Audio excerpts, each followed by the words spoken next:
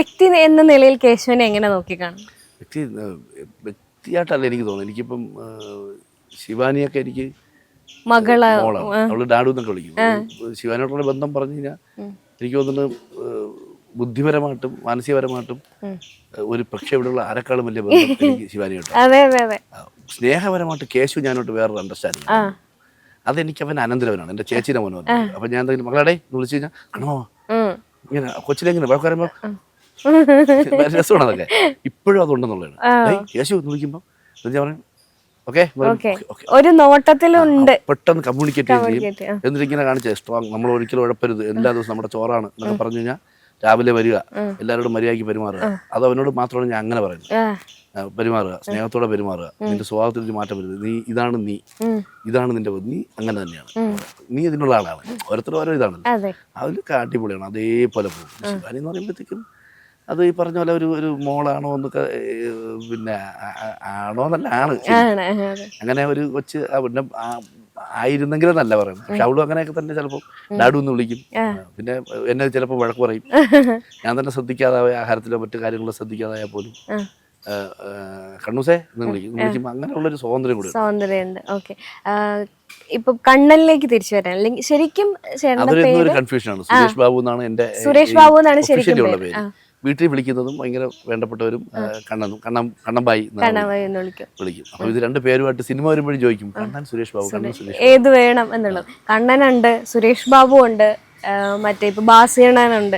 ഇങ്ങനെ കൺഫ്യൂഷനാണ് പേരിന്റെ കാര്യത്തിൽ തോന്നുന്നു. ഞാനും കണ്ണൻ എന്ന് പറയണോ അതോ സുരേഷ് ബാബു എന്ന് പറയണോ? സുരേഷ് ബാബു എന്ന് പറയുമ്പോഴത്തേക്കും വേറൊരു വ്യക്തിയായിട്ടാണ് എനിക്ക് ഫീൽ ചെയ്യുന്നത്. എനിക്ക് തോന്നുന്നു ഞാൻ കണ്ട നാൾ തൊട്ട് കണ്ണൻ ചേട്ടൻ തന്നെയാണ് വിളിക്കുന്നത് ഇപ്പോഴും, അങ്ങനെയുള്ളതാണ്. അപ്പം ഒരു വ്യക്തി ജീവിതത്തിലേക്ക് മാറുകയാണെങ്കിൽ എങ്ങനെയാണ് ഫാമിലി, വീട്ടിൽ ആരൊക്കെയുണ്ട്, എങ്ങനെയൊക്കെ പോകുന്നു? വീട്ടില് അമ്മ ഉണ്ട്, ചേച്ചിമാര് രണ്ടുപേരായിരുന്നു. മൂത്തയാൾ മരിച്ചു, കൊറോണ. ചേച്ചിയുടെ മകനുണ്ട്, അളിയന്മാര്. ഇളയച്ചിക്ക് മോള് വൈക, അവളും ഭയങ്കര കമ്പനിയാണ്. അപ്പം അങ്ങനെയാണ് ഫാമിലി. പിന്നെ ബാക്കി ഈ പറഞ്ഞ പോലെ കുറെ ഫാമിലികളുമായിട്ട് ഭയങ്കര ബന്ധത്തിൽ പോകുന്നതാണ്. അപ്പം ഇങ്ങനെ ഫാമിലി ലൈഫ് ഇങ്ങനെ സക്സസ്ഫുള്ളി കംപ്ലീറ്റ് ആയിട്ട് പോയിക്കൊണ്ടിരിക്കുന്നു. അല്ല, സ്നേഹബന്ധങ്ങൾ ഞാൻ എപ്പോഴും നമ്മൾ പറയുമല്ലോ, ഇപ്പൊ പല കൂട്ടുകാരും നിങ്ങൾ ചിന്തിച്ച് നോക്കി. ഇപ്പൊ ഞാനൊക്കെ വീട്ടിൽ നിന്ന് ഇറങ്ങി പോകുമ്പോൾ 10, 20, 21 വയസ്സ് എങ്ങോട്ടൊന്നുമില്ലാതെ ഇങ്ങനെ പലതും ചെയ്ത് പൊളിഞ്ഞ് ആരെയൊക്കെ പരിചയപ്പെട്ട്, അന്ന് ഏതോ കൂട്ടുകാരൻ ഏതോ മഴയത്തോ ഒരു തണലത്തോ അളിയാന്ന് പറഞ്ഞ് കൈ പിടിക്കുന്നിടത്തായിരിക്കും. ഇതെല്ലാം കഴിഞ്ഞ് നമ്മൾ പിന്നെ അവസാനം നമ്മൾ വെറുതെ അങ്ങോട്ട് അടിക്കുകയാണ്. എൻ്റെ അമ്മയുടെ പ്രാർത്ഥനയാണ്, എൻ്റെ സഹോദരൻ, എൻ്റെ വീട്ടിൽ ഭയങ്കര സപ്പോർട്ടാണ്. നമ്മൾ അവിടെ വളർത്തുന്നത് ഈ ഫ്രണ്ട്ഷിപ്പ് എന്ന് പറഞ്ഞ സാധനത്തിലൂടെ ഈ ലോകം കീഴ്മേ മറിച്ചവരാണ് പലരും. പിന്നെ അപ്പം നമ്മൾ ആദ്യം ഈശ്വരന് നന്ദി പറഞ്ഞു കഴിഞ്ഞാൽ അടുത്ത സുഹൃത്തുക്കൾക്ക് പറയും. പക്ഷേ ഏറ്റവും പ്രധാനം വീട്ടുകാർ തന്നെയാണ്. അത് കഴിഞ്ഞാണ് വീട്ടുകാർ. അപ്പം എനിക്ക് തോന്നുന്നു അത്രയും തന്നെ നമ്മൾ എന്തുകൊണ്ടാണ് വീടുകളിൽ മാത്രം ചുരുങ്ങിപ്പോണെന്നല്ല, അത്രയും തന്നെ ഇമ്പോർട്ടൻസ് ഒരാവശ്യം വരുമ്പോൾ സുഹൃത്തിനെ മാറ്റി നിർത്താന്നുള്ളത്. നമ്മുടെ ലൈഫിൽ എല്ലാ സക്സസിലും അടുത്തൊരു പേരായിരിക്കും ഇവിടെ ഉള്ളത്. ചിലപ്പോൾ അന്ന് വീട്ടുകാരൊക്കെ എതിരുമായിരിക്കും. പിന്നെ ഇതൊരു ഒരു സക്സസ് ഒക്കെ ആകുമ്പോഴത്തേക്കും എൻ്റെ ഫാമിലി ഭയങ്കര അങ്ങനെ പറയുന്നില്ല. വീട്ടുകാരൊന്നും വലിയ കാര്യമായിട്ട് എടുത്തിട്ടൊന്നുമില്ല. എന്താ ചെയ്യണം കുറെ കഴിഞ്ഞാണ് അറിയണമെന്ന്. ഇതൊക്കെ ചെയ്യുന്ന കൂട്ടത്തിൽ അറിയാൻ ഉപ്പും മുളകും ഇതാണ് പരിപാടി. എന്നാ പിന്നെ സ്ട്രോങ് കൂടെ. ഇപ്പോഴത്തെ വീട്ടിലത്തെ അവസ്ഥ എന്താണ്? അംഗീകരിച്ചോ വീട്ടില്?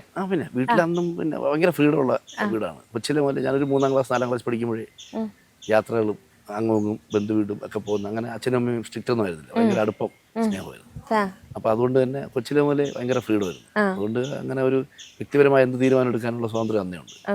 ഈ കേശുവിന്റെ പ്രണയങ്ങളെ എടുക്കുകയാണെങ്കിൽ ചില കമന്റ്സ് ഞാൻ കണ്ടു, ഇതിപ്പോ പ്രണയം മാത്രമല്ല, കേശുവിനെ എങ്ങനെയെങ്കിലും ഒരു പെണ്ണൊപ്പിച്ചു കൊടുക്കുക എന്നുള്ള രീതിയിലേക്ക് മാറുന്നുണ്ടോ എന്നുള്ള രീതിയിലുള്ള കമന്റ്സ് കണ്ടു.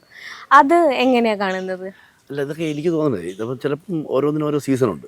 ഇപ്പം നമ്മൾ എന്തെല്ലാം ഓരോ അഭിപ്രായം പറഞ്ഞിട്ടുണ്ട്. പക്ഷെ നമ്മൾ ആലോചിച്ച് നോക്കൂ, ഇതിൻ്റെ കഥാഗതി, കാലങ്ങൾ മാറുന്നു, സാഹചര്യങ്ങൾ മാറുന്നു. പക്ഷെ ഇപ്പോഴും ഇതിനകത്തുള്ള ഏറ്റവും വലിയ ഇതെന്ന് പറഞ്ഞു കഴിഞ്ഞാൽ നമുക്കിതിനൊരു വേരുകളുണ്ട് ശക്തമായ. നെയ്യാറ്റിൻകര അമ്മൂമ്മ അപ്പൂപ്പൻ, പടവല അമ്മൂമ്മ അപ്പൂപ്പൻ എന്ന് പറയും. ആ അച്ചുതണ്ടി എന്നുകൊണ്ടാണ് ഈ യാത്രകളെല്ലാം. പലയിടത്ത് പോയാലും ഇത് ഉപ്പും മുളകും അവസാനം സ്നേഹബന്ധങ്ങളുടെ കുടുംബത്തിൽ തന്നെ വരും. മറ്റിടത്തോട്ടൊന്നും പോവില്ല. പോയാലും ശ്രദ്ധിച്ചാൽ മതി, ഒന്ന് പോകുമ്പോൾ ഇതെങ്ങോട്ടായി പോകണമെന്നൊക്കെ ചോദിക്കും. അങ്ങോട്ടായി പോകണം, അങ്ങോട്ട് പോയിട്ട് നമ്മൾ ചിലപ്പോൾ തിരിച്ചു വരും. നമ്മുടെ ലൈഫ് അങ്ങനെയല്ലേ. നമ്മൾ ചിലപ്പോഴേ വഴി തെറ്റി അങ്ങോട്ടൊക്കെ പോയിട്ട് അല്ല ഇത് അപ്പുറത്തായിരുന്നല്ലേ, അത്രേ ഉള്ളൂ. അതൊരു അത്ഭുതമേ അല്ല. നമ്മളെ ചിന്തിച്ചോ, ഞാൻ ഒരിക്കലും പ്രതീക്ഷിച്ചില്ല. ഞാൻ ഒരിക്കൽ പോലും എൻ്റെ വഴികളിൽ എനിക്ക് ചില ആൾക്കാർ ഇങ്ങനെ പ്ലാൻ ചെയ്ത് സക്സസ് ആകുമ്പോഴേ ചിലർക്ക് അങ്ങനെ ഇരിക്കും. ഒരു ട്രെയിനകത്ത് കയറി ഇരുന്നിട്ട് നമ്മൾ യാത്ര ചെയ്യും പോലെ കൊച്ചുകുട്ടി ട്രെയിനകത്ത് ഇരുന്നിട്ട് പറയും അയ്യോ നമ്മൾ വന്നപ്പോൾ ആരോ പാലം കെട്ടിയെന്ന് പറഞ്ഞു, നേരത്തെ ഉള്ളതെന്ന് പറഞ്ഞ പോലെ. അങ്ങനെ എനിക്ക് തോന്നുന്നത് ഒരു റിട്ടേൺ സ്ക്രിപ്റ്റാണ് ഇത്. എഴുതി കഴിഞ്ഞൊരു ഇത് കയറി ഇരുന്ന് പോകണമെന്നാണ് എനിക്ക് തോന്നുന്നത്. ഇതുവരെ ഞാൻ എൻ്റെ കാര്യത്തിൽ ഞാൻ ഒരു തീരുമാനം എടുത്തില്ല. അങ്ങോട്ടെങ്കിൽ അങ്ങോട്ട് അപ്പം അപ്പം അവിടെ സിനിമയാണ് കേട്ടോ അങ്ങോട്ട്. ഇത് ഞാൻ പ്ലാൻ ചെയ്ത് ചെയ്യണതല്ല. നമ്മളപ്പോൾ അങ്ങനെ അതുപോലെയാണ് ഞാൻ ഈ കഥയും കൊണ്ടുപോകുന്നത്. നമ്മളിപ്പോൾ അത് പോകും മറ്റയാളെ കാണുമ്പം കണ്ടപ്പോഴത്തേക്കും ചെറിയൊരു കാര്യം തെറ്റിദ്ധരിച്ച് അതൊരു വലിയ വഴക്കായി, അതൊരു തിരിച്ച് മെറിനെ കണ്ട് അപ്പോഴാണ് പഴയ കൂട്ടുകാരി വന്നു. ചിലപ്പോൾ ഇനി കുറച്ച് ദിവസം കഴിയുമ്പോൾ ഇയാൾ നിൽക്കുന്നത് ഈ ഒരു സ്ഥലത്തായിരിക്കില്ല. അപ്പം ഞാൻ ഇപ്പോൾ ആലോചിക്കുന്ന ഈ കേശുവിനെയും ഒക്കെ ഇങ്ങനെ കേശു ഇങ്ങനെ കുറച്ച് താടിയൊക്കെ വെച്ചിട്ട് മുണ്ട് ഒക്കെ കൊടുത്തിട്ട് അവിടെ കൃഷിക്കാരനായിട്ട് അവിടെ അങ്ങനെ ഒരു എപ്പിസോഡ് ഉണ്ടായിരുന്നല്ലോ കഴിഞ്ഞ അടുത്തിടയ്ക്ക്. കുറച്ചുകൂടി ഇതാട്ടെ അവിടെ നോക്കുമ്പോൾ ഇവർക്ക് തന്നെ അത്ഭുതം, ഇയാളെങ്ങനെ ഈ കാലഘട്ടത്തിൽ ഇങ്ങനെ മാറിയിരിക്കുന്നത്. അയാൾക്കാണ് ഇഷ്ടം. അയാൾ എപ്പോഴും അയാൾ മലയാളം എടുത്തിരിക്കുന്നു എന്നൊക്കെ പറഞ്ഞിട്ട് അയാൾ അങ്ങോട്ട് വലിക്കുന്നുണ്ട് എല്ലാം. അപ്പം തീർച്ചയായിട്ടും എങ്ങോട്ട് വേണോ കഥ പോകാമല്ലോ ജീവിതം പോകുമ്പോൾ. ഇതിന്റെ ഒരു ഓപ്പോസിറ്റ് ചിന്തിച്ചാൽ കേശു എവിടെയായിരിക്കും? അമേരിക്കയിലൊക്കെ ആയിരിക്കും. ഇതിന്റെ ഒരു ഓപ്പോസിറ്റ് ചിന്തിച്ചാൽ ഇപ്പോഴത്തെ ഒരു ഇത് വെച്ചിട്ട് അങ്ങനെ അല്ലാത്തൊരു ഇപ്പം ശിവാനി കുറച്ചുകൂടെ പഴയതല്ല, ഇത്തിരി പൊളിയാണ്, ലാംഗ്വേജ് മാറി, രീതി മാറി. പക്ഷെ ഇയാൾ അങ്ങനെയല്ല. ഇയാളുടെ അത് അച്ഛനുണ്ട് കൊച്ചിലെ കേശു മക്കളെ ഇടയിൽ വിളിച്ചോണ്ടല്ലേ വരും. അപ്പൊ അത് അച്ഛനെ കണ്ട് കണ്ട് കണ്ട് കണ്ട് കണ്ട് കണ്ട് എന്ത് തെറ്റ് പറഞ്ഞാൽ അച്ഛനാണ് ശരി എന്ന് പറയുന്നത് ഇയാളെ മനസ്സിൽ കിടപ്പുണ്ട്. അപ്പൊ ഇയാൾക്കൊരു അച്ഛൻ ഹീറോ കിടപ്പുണ്ട്. അച്ഛൻ വിട്ടുകൊടുക്കൂല. ഇയാളിപ്പം അത്യാവശ്യം മനുഷ്യർ ചിലർ തന്നെ തിരിച്ചു ചെല്ലുമല്ലോ. അയ്യോ ഇങ്ങനെ അതൊക്കെ എനിക്കറിയില്ല എന്താണ് ഭാഷയെന്ന്. അപ്പോൾ തന്നെ തിരിച്ചു ചെല്ലും എന്ന് പറഞ്ഞാൽ അയാൾ എപ്പോഴും അങ്ങനെയാണ്. അച്ഛന്റെ സ്വഭാവം സ്നേഹത്തിന് അയ്യോ എന്ന് പറഞ്ഞു പിടിക്കും. എന്താ എന്ന് ചോദിക്കുന്ന അതാണ് പുള്ളി. അപ്പൊ അയാൾക്കറിയാതെ ഹീറോയാണ്. അയാളുടെ ഒരു ഹീറോ കൊച്ചിലെ വളം വരുമ്പോൾ അതിങ്ങനെ കിടപ്പുണ്ട്. അച്ഛന്റെ കൃഷി ഇപ്പൊ തന്നെ പല എപ്പിസോഡുകളിലും ഇടയ്ക്കിടയ്ക്ക് അയാൾ കാണിക്കുമ്പോൾ കാണിച്ചിട്ട് വാർത്ത വെച്ചിരിക്കുക എന്ന് പറയും. അങ്ങനെ അപ്പം കേശുവിന്റെ പ്രണയം നമ്മള് അതിനൊരു സീരിയസ് ആയിട്ട് കാണാത്ത രീതിയിലാണ് കൊണ്ടുപോയിക്കൊണ്ടിരിക്കുന്നത് അല്ലേ? അതെ. അപ്പൊ അങ്ങനെയാണല്ലോ ഇപ്പോഴത്തെ ചില പ്രണയങ്ങളൊന്നും, എല്ലാ പ്രണയങ്ങളും അങ്ങനെ ഒരു സീരിയസ്, ഇപ്പോഴത്തെ കാലത്തെ പ്രണയത്തിന് സീരിയസ് ആയിട്ടല്ലേ കാണാനൊക്കെ ചോദിച്ചായിരിക്കും ഉത്തരമില്ല. എങ്കിലും വളരെ ലാഘവത്തോടെ പോണ ഒരുപാട് സംഭവങ്ങൾ ഞാൻ കണ്ടിട്ടുണ്ട്.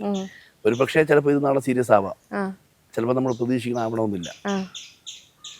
ഓക്കെ, അവിടെ നിന്ന് നമ്മൾ ഇങ്ങോട്ട് വരികയാണെങ്കിൽ ഇപ്പൊ പ്രണയത്തിനെ പറ്റി കാര്യമായിട്ട് സംസാരിച്ചു. എന്തായിരിക്കും റിയൽ ലൈഫിൽ ഒരു പ്രണയം? റിയൽ ലൈഫിൽ എനിക്ക് തോന്നുന്നു സ്നേഹങ്ങൾക്കാണ് കുറച്ചുകൂടി വരാൻ തോന്നുന്നു.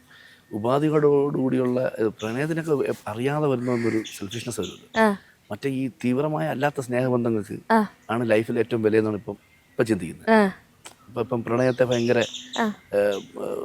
അതിൽ നിന്ന് നല്ല സ്നേഹബന്ധങ്ങൾ വേറെ ഉണ്ടായിരുന്നു. സ്നേഹബന്ധങ്ങൾ പ്രണയത്തിന് എപ്പോഴും നമ്മൾ ഈ പറഞ്ഞ പ്രണയം എന്ന് പറയല്ല ഞാൻ.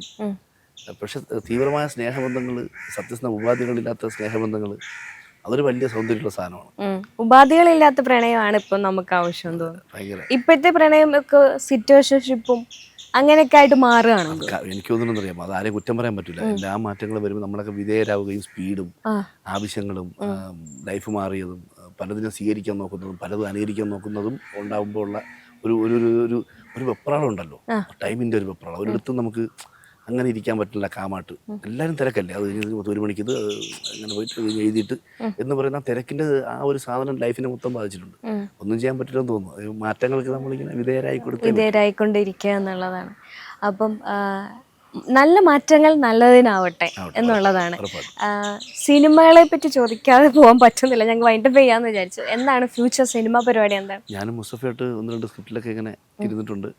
അപ്പോൾ സ്വാഭാവികമായിട്ടും അത് സംഭവിക്കും എന്നൊന്നും പറയാൻ പറ്റില്ല. സിനിമയെ സംബന്ധിച്ച് എനിക്ക് മനസ്സിലായത് ഇറ്റ് ഈസ് നോട്ട് ഈസി എന്നാണ് പറയാനുള്ളത്. നമ്മൾ വിചാരിക്കുന്ന അത്ര എളുപ്പമല്ല. ഇത് ആർട്ടിസ്റ്റിൻ്റെ ഡേറ്റ്, നല്ലൊരു പ്രൊഡക്ഷൻ, നമുക്ക് വെറുതെ കയറി ചുമ്മാ ചെയ്തിട്ട് കാര്യം.